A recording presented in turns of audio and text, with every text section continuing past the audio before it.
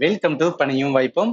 நம்ம NTPC exam பயாலஜியில் இந்த மாதிரிலாம் கொஸ்டின் கேட்டாங்கன்னு சொல்லிட்டு டாபிக் வைஸ் பார்த்துட்டு இருக்கோம்.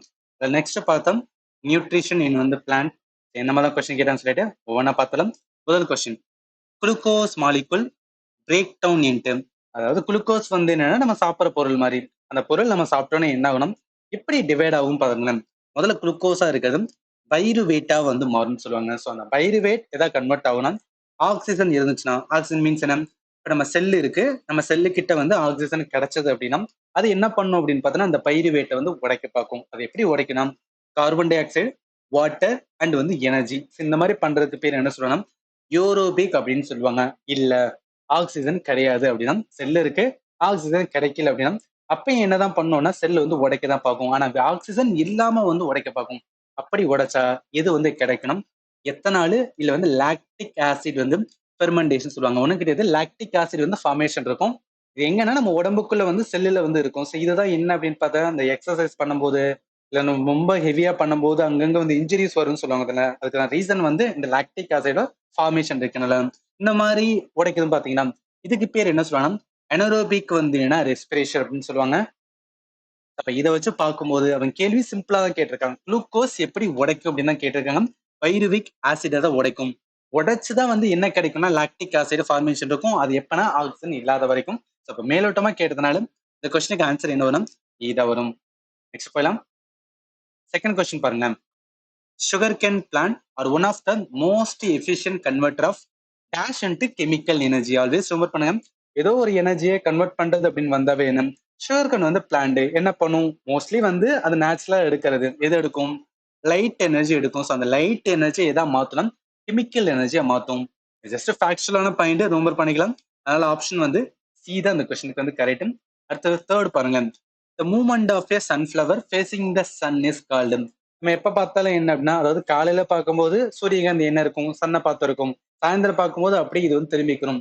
அது ரீசன் என்ன அப்படின்னா, அதாவது இந்த மாதிரி நிறைய வந்து பிளான் இருக்கும். அது ஏன் சன்னை பார்த்து வந்து திரும்புதுன்னா அதுக்கு ரீசன் என்ன சொன்னாலும் இங்க பாருங்க. ஈவன் சன்னை பார்த்து நிறைய வந்துன்னா பிளான் திரும்பல. அதுக்கு பேர் வந்து போட்டோட்ரோபிசம் அப்படின்னு சொல்லுவாங்க. ஸோ அந்த போட்டோ இருக்கு பார்த்தீங்கன்னா, இந்த போட்டோக்கான மீனிங் என்ன, ஃபோட்டான் அப்படின்னு சொல்லுவாங்க. ஃபோட்டானா ஒன்றும் கிடையாது, நம்ம லைட்டை வந்து லைட் எனர்ஜி என்ன சொல்லுவாங்கன்னா ஃபோட்டான் அப்படின்னு கூட சொல்லுவாங்க. இந்த போட்டோ வோல்டைக்கு எஃபெக்ட் அப்படிலாம் வந்து ஏன்னா சோலார் எனர்ஜி ரிலேட்டட் லேர்ன் பண்ணிருக்கோம். ஜஸ்ட் கனெக்ட் பண்ணிக்கலாம். அப்ப போட்டான் அதாவது லைட்டை பார்த்து என்ன ஆகுது அப்படின்னு பார்த்தோன்னா அது திரும்புது. அதனால போட்டோட்ரோபிசம். ஆப்ஷன் சி தான் இந்த கொஸ்டின் கரெக்ட். நெக்ஸ்ட் போயிடலாம். அடுத்து ஃபோர்த் அப்படின்னு பார்த்தா அல்டிமேட் சோர்ஸ் ஆஃப் எனர்ஜி. இதெல்லாம் ரொம்ப ரொம்ப இம்பார்ட்டன்ட், சாரி ரொம்ப ரொம்ப ஈஸியான கொஸ்டின். ஸோ எதா இருந்தாலும் அதுக்கு முக்கியமான சோர்ஸ் என்ன சொல்லுவோம், கண்டிப்பா வந்து சன்லைட் தான். அதனால ஆப்ஷன் சி தான் கரெக்ட். அடுத்து ஃபிஃப்த் பாருங்க. Name the pigment that give plant their green colour. அதாவது நிறைய பிளான்ட்ல நிறைய கலர் இருக்கும், அதுல கிரீன் கலரை கொடுக்கறதுக்கு என்ன அப்படின்னா குளோரோஃபில். அதனால ஆப்ஷன் என்ன வரும், பி தான் வரும். நம்ம என்னென்ன பிக்மெண்ட் இருக்குன்னு சொல்லிட்டு பிளான் கிங்டத்தோட வந்து டாபிக்ல டீட்டெயிலா ஒரு இமேஜ் வச்சு, அதாவது ஒரு டேபிளர் காலம் வச்சு வந்து லேர்ன் பண்ணிப்போம். ஜஸ்ட் வந்து கனெக்ட் பண்ணிக்கோங்க. சரி அடுத்து போயிடலாம். சிக்ஸ்த் கொஸ்டின் பாருங்க. Which part of desert plant such as cactus perform the process of photosynthesis. Cactus Tamil என்ன சொல்லுவோம், கற்றாழை அப்படின்னு சொல்லுவோம். இந்த பாலைவனத்துல இருக்கிற வந்து கற்றாழை எல்லாம் எப்படி வந்து ஒளிச்சேர்க்கை பண்ணும் அப்படின்னு பாத்தீங்கன்னா அதோட வந்து தண்டு. ஸோ அந்த தண்டு பகுதியை ஏதாவது மாத்திக்கணும் அப்படின்னு பாத்தீங்கன்னா ஒளிச்சேர்க்கை பண்ற மாதிரி வந்து அதுல வந்து குளோரோஃபில் இருக்கும். நார்மலா இருக்கிற பிளான்ட் இல்ல மரம்லாம் பார்த்தோம்னா அதோட இலை செடி கொடிகள்லாம் என்ன இருக்குன்னா அந்த குளோரோஃபில் இருக்கும், அது நம்மளும் ஒளிச்சேர்க்கை பண்ணும்.